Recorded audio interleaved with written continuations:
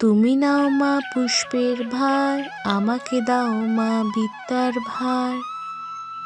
দেবী সরস্বতী, যিনি শিক্ষা, বুদ্ধি ও বাকশক্তি দেবী নামে পরিচিত। মা সরস্বতী নিয়ে অনেক অজানা কথায় আমরা ছাত্রছাত্রীরা জানি না। তবে চলুন আজ মা সরস্বতী নিয়ে কিছু অজানা কথা আলোচনা করব, যেগুলি প্রত্যেকেরই জানা উচিত। যারা বিদ্যা পড়ছে তারা বিদ্যার দেবী সম্পর্কে জানবে না, এটা হতেই পারে না। তবে চলুন আজ সবার জন্য এই ভিডিওটি।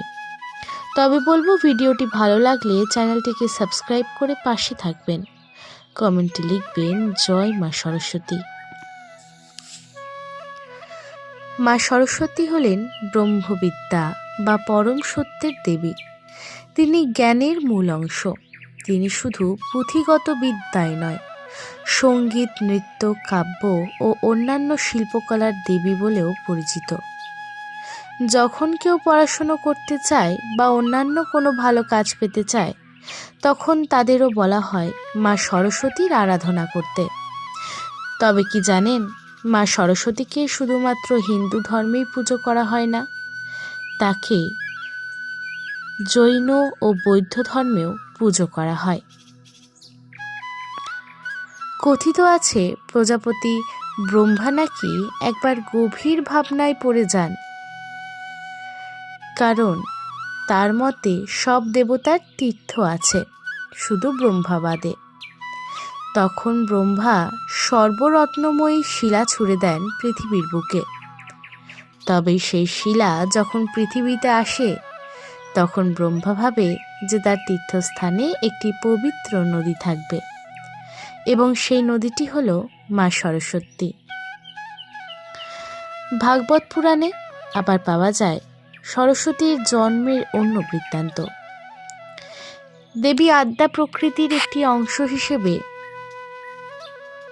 জন্ম হয় দেবী সরস্বতীর। শুম্ভ ও নিশুম্ভ নামে দুই দৈত্য একবার মর্ত ও স্বর্গে ব্যাপক তাণ্ডব চালায়।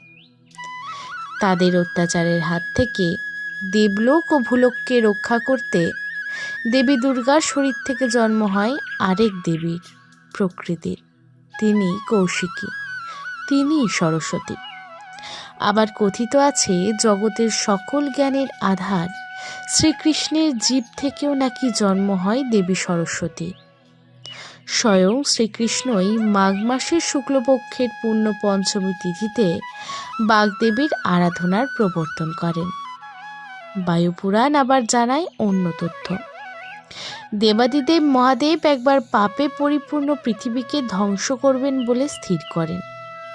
তার প্রবল তাণ্ডবে জগতের সৃষ্টি সম্পূর্ণভাবে বিনাশ হয়ে যায়। ধ্বংসের পরেই শুরু হয় নতুন করে সৃষ্টির বীজ বপনের প্রক্রিয়া। সেই সময় অনেক ভেবে সৃষ্টির দায়িত্ব পালনকারী প্রজাপতি ব্রহ্মা তার অন্তর থেকে জন্ম দেন এক দেবীর। নতুন জগৎকে জ্ঞান, শিল্প ও সৌন্দর্যের আলো দিয়ে ভরিয়ে তোলাই ছিল সেই দেবীর কাজ। তিনি পরে জগতে বন্দিত হন দেবী সরস্বতী রূপে। সরস্বতী দক্ষরাজের কন্যা কাশ্যপ মুনির পত্নী বলেও মানা হয় তাকে। আবার ব্রহ্মবৈবর্ত পুরাণ মতে তিনি নারায়ণের ঘরণী, যার সতী আবার গঙ্গা। গঙ্গা তো আবার মহাদেবের উপপত্নী। তাহলে কিভাবে বিদ্যার দেবী সরস্বতী কন্যা হন মহেশ্বরের? সেই কিন্তু প্রশ্ন থেকেই যায়। আসলে নানান সময়ে সরস্বতী স্বর্গে পেয়েছেন নানান পরিচয়। তবে জানলেন তো আজকে মা সরস্বতীর অজানা কথা? ভিডিওটি ভালো লাগলে জয় মা সরস্বতী লিখতে একদমই ভুলবেন না। দেখা হচ্ছে অন্য কোনো ভিডিওতে। জয় মা সরস্বতী।